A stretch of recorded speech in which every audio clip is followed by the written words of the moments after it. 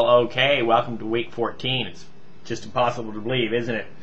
Okay, this is the week you've theoretically turned in your paper to the discussion forum titled Peer Review. If you haven't, you're in trouble, all right? Let me go again one more time over the purpose of peer review. Students have different mixed emotions about peer review, okay? And I understand that. It often doesn't work very well, all right? So one way to make it work, though, is to think of it as a way for you to look at other people's work, all right? And generally, as a writer, you recognize good writing when you see it, all right? So what I'm asking you to do is compare your writing to what you're seeing in the peer review, okay? If you're seeing papers that are short, if you're seeing unfocused paragraphs, if you're seeing papers that have no references to the research material in the paragraphs, you know they're not doing very well, okay? So you have two things. One, you can look at your own paper and say, okay, am I doing this better? All right, and then two, you can make some comments. Well, hey, you know, I like the paper, but I'm not quite understanding this, or maybe some more illustrations here, more examples. I need to see the research more clearly to really be convinced by your argument. That's the kind of comments you can make to your peers. Okay. At the same time, I want you to learn something back from your peers. One, about the topic, and then two, just about writing in general. So look at peer review as a chance to kind of see where you are vis-a-vis the rest of the class. To be scouting out for really good writing. You're going to see some, okay, and then say, okay, how can I bring my writing up to this level? You're also going to see some stuff that's not very good, okay, because that's, you know, everybody comes from a different high school background. I understand that, all right. If you come from a really strong English program in high school, you're going to be a good writer. If you come from a weaker English program, you're going to be struggling still. Or if you're 10, 15 years away from high school, it's like, oh, man, and if you hadn't done any writing. Good writing comes from practice, practice, practice. It doesn't really come from all this instruction. I try to guide you, I try to help you, I try to steer you in the right direction, I try to offer resources to you, but good writing comes strictly from practice. For me, writing is a no-brainer because I've been writing for, well, I didn't do a real good job in college, but once I got in the Army, I wrote non-stop, okay, as I think you know, as a journalist in the Army. Okay, the other thing you should be doing is you should be going back and looking at your syllabus and saying, okay, what's the criteria that worth looking for good writing in this paper. So look at your syllabus. The criteria is very spelled out. This is a critical week for you to polish up your own writing and to be helping other students with their writing.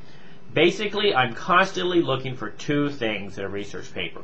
I'm looking for focused paragraphs. Notice the paragraph has a clear topic sentence and it clearly sticks to that topic, all right? And then the other thing I'm looking for is plenty of references of your own to the research material. I don't want these reading like editorials, please, okay? So as you make comments in other papers, if it starts to read like an editorial, say that. Now let me explain this, okay?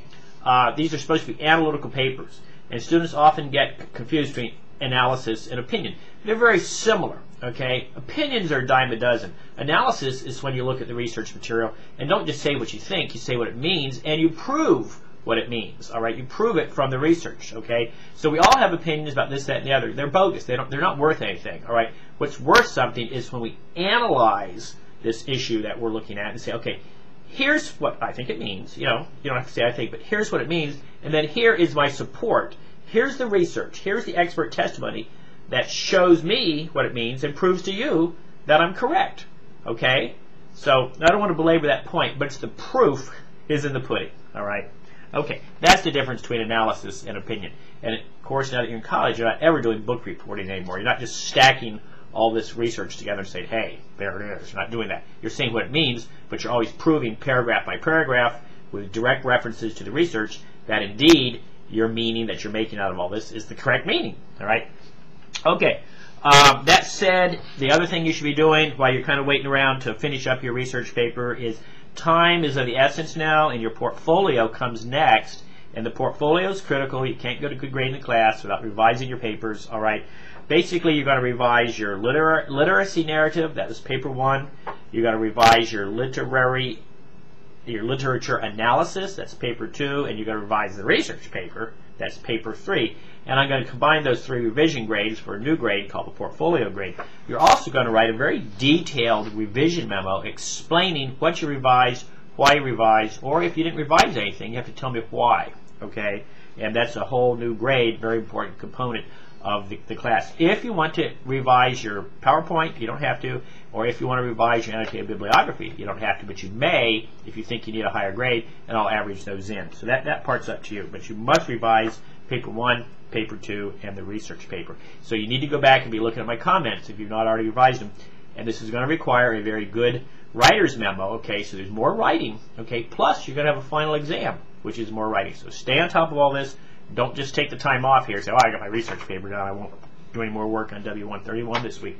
Be working ahead. We are so close to the end of the semester. It's spine tingling, okay? Summer is upon us. So did you notice that I put something up about office hours? If anybody would like to chat with me about their paper this week, that would be cool. Okay, I have office hours. They're posted right here on the home page. We can do that in the Blackboard chat room. And for those of you who have Skype accounts, we could talk if you'd like, okay? My Skype name is worth.h.weller. All right, so you get hold of me that way. But first, go to your Blackboard email, set up a time with me this week, all right, and I'll be here in front of the computer. Operators are waiting for your call, okay? So, hey, get a hold of me if you have questions. Bye now.